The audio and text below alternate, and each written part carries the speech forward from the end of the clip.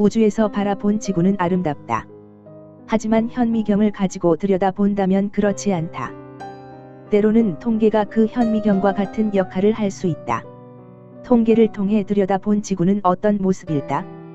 책 속에서 말하고 있는 것 외에도 많은 사람이 이미 많은 통계상의 숫자를 접해 보았을 것이다. 1분의 자살 인구가 몇 명이고, 1분에 굶어 죽는 어린이가 몇 명이고, 1년에 기아로 죽어가는 사람이 몇 명. 대단히 놀라운 숫자이다. 하지만 이 놀라운 숫자는 단지 숫자일 뿐이다.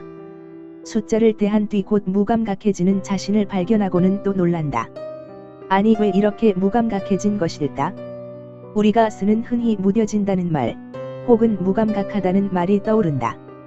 마치 지독한 냄새가 나는 화장실에 오래 있으면 코의 감각이 무뎌져 오래 있으면 그 냄새를 느끼지 못하듯이, 넘쳐나는 통계와 하루가 멀다 하고 쏟아져 나오는 비극적인 사고 소식들에 우리들이 무뎌진 탓일까?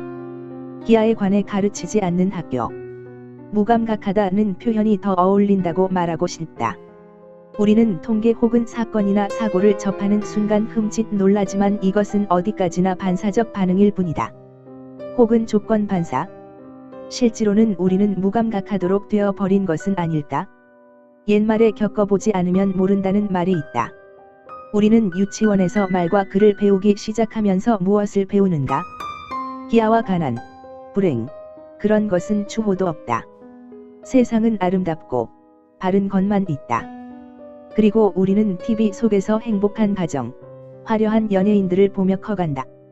일상적인 가정의 모습을 꿈꾸며 우리도 그렇고 우리의 주변도 그렇다고 생각하며 자라난다. 불행은 말 그대로 운이 없는 것이다. 지구상의 인간은 이제 70억 명가량이다. 대단한 숫자인 것 같지만 인간보다 개체수가 훨씬 많은 동물들도 많다. 즉, 단순히 인간의 개체수가 지구가 견디지 못할 만큼 포화 상태인 것은 아닌 것이다. 그렇다면 무엇이 문제일까? 지속가능한 발전이 오래전부터 화두가 되고 있다. 지속가능한 발전을 이루기 위해서 가장 중요한 것이 균형이다. 개방체제로서의 생태계 속에서 균형을 이루었을 때 지속가능한 발전이 가능한데 우리 인간은 바로 이 균형 파괴자인 것이다. 지구에 인간이 너무 많아서 그러니 인구가 줄어들면 괜찮지 않을까? 지구에 사람이 너무 많아? 라는 식의 말은 솔직히 어이없다. 문제는 인간의 소비량이다. 현대인들 1인이 사용하는 에너지의 양은 과거에 살았던 사람들의 100배에 달한다. 재밌는 것은 과거와 비교했을 때 현대인들의 운동량은 오히려 줄어들었다. 즉, 불필요하게 많은 에너지를 소비하면서 살고 있는 것이다. 하지만 이것은 평균적 수치일 뿐이다. 현 시점의 지구에서 에너지의 대부분은 북반구에 위치한 또 약 20%의 인간들 대부분이 독점하고 있다. 우리는 극심한 불균형 상태에 있는 것이다. 에너지의 소비 형태 역시 그러하다. 우리는 일방적으로 사용 가능한 에너지를 쓸모없는 에너지로 만드는 것에만 집중하고 있다. 또한 일부의 인간들이 불필요하게 에너지를 사용하는 반면 대다수의 인간들은 살아가는데 필요한 에너지도 얻지 못하고 있다. 우리는 지구에 에너지가 얼마 남지 않았다는 뉴스를 종종 보고는 한다. 에너지를 아껴 쓰자고 말하기도 한다. 지구 멸종 시계라는 말을 들어보았을 것이다. 재밌는 것은 이 시계가 빨리 가기도 하고 느리게 가기도 한다는 것이다. 지구의 자원이나 에너지도 마찬가지이다.